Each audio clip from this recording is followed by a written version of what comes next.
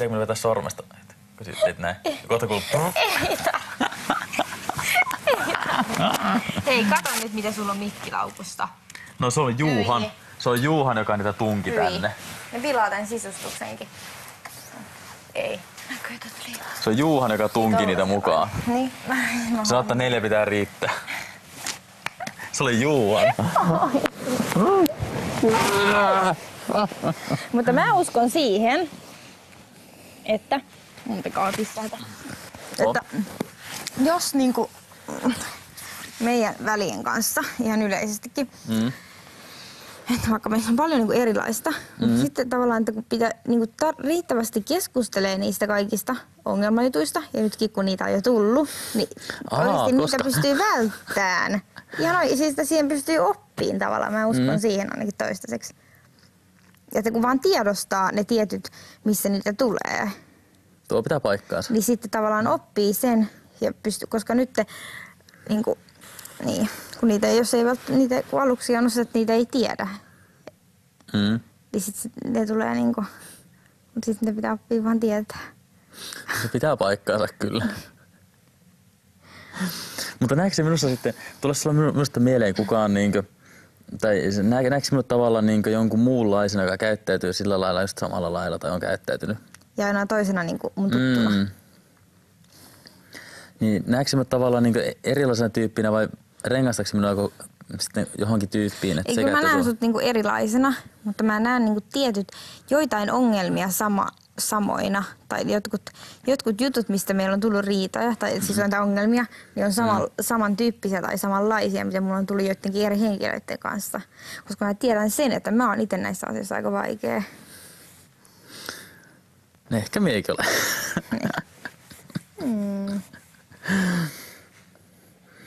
Mulla tuli vaan silloin, koska me juteltiin, koska me sanoin, että me sanon itse ihmisistä aika nopeaa tietyt ongelmat, mitä voi tulla. Ja minä näin sinussa vaan sen, missä näkyy semmoinen, just se täysin päinvastainen näissä asioissa, mikä me olen, niin tätä minä tarkoitin. Että minä näin sen semmoisen piirteen, mikä oikein kunnolla kosahtaa.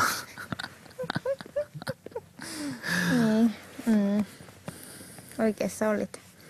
Jee, mä olen tosi ylpeä tästä, että mä tiesin tämä on tässä. Mä olisin voinut kyllä väärässä ilomieli.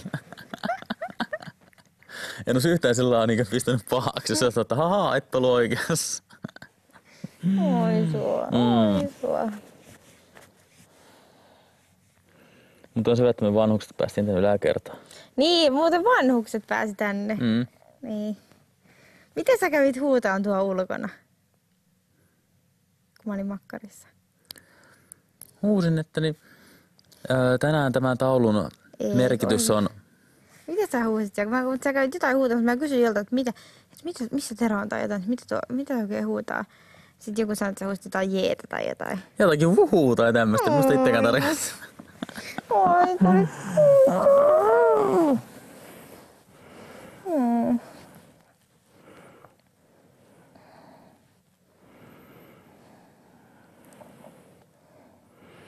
Kuulostaa niin hirveän pervalta, jos mä sanon, että onpa täällä lämmintä, jos ottaa vaatetta pois.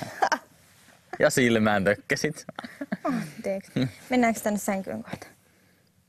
Mennään.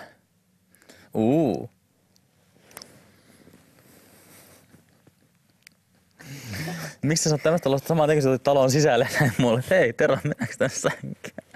Mikä se ne kesti? Otitko sä sen taskulampun mukaan? En.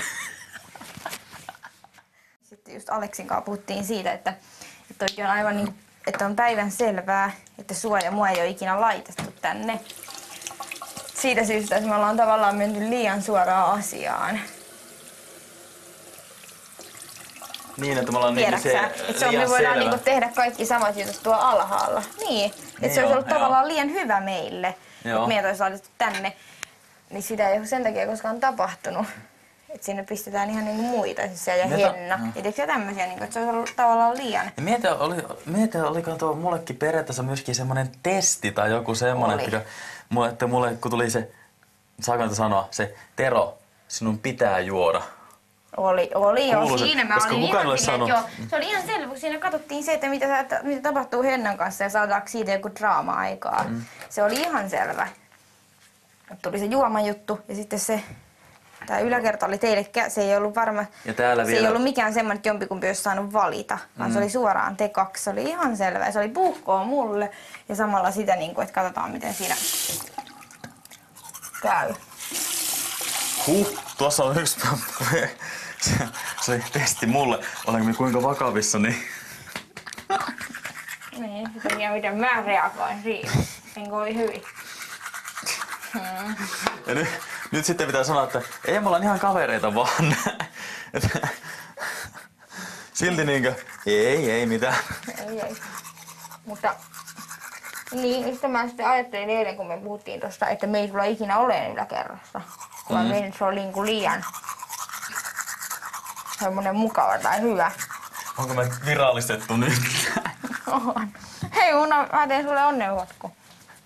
Ei, sun piti Mutta sun piti tehdä vasta silloin, jos me on pois Kun täältä. en saanut tehdä sitä.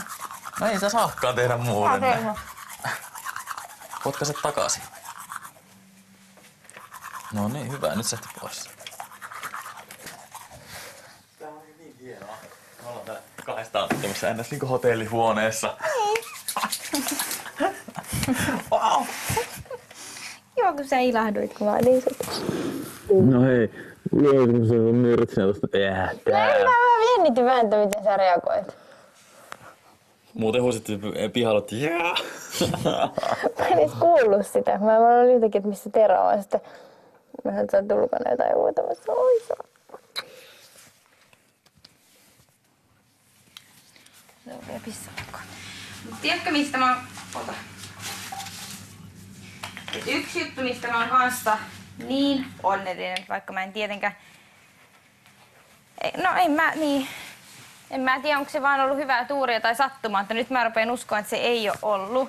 No. Niin se, että kun meillä on tullut tää juttu, vaikka tää ei ole mikään suhde, mutta kuitenkin Joo. tää, niin se, että me ollaan molemmat tässä, koska mä olin niin varma, silloin kun mä tulin tänne, niin mä just mietin sitä, että ei saa tulla mitään juttua kenenkään kanssa, koska mä ajattelin, että se on automaattinen ulos täältä, jos siihen lähtee.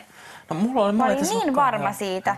Ja sitten mua silloin, kun tää tuli tää meidän juttu, niin mä silloinkin joutuin miettimään sitä, että joo, että tää on nyt sitten se pahin vire, minkä täällä voi tehdä.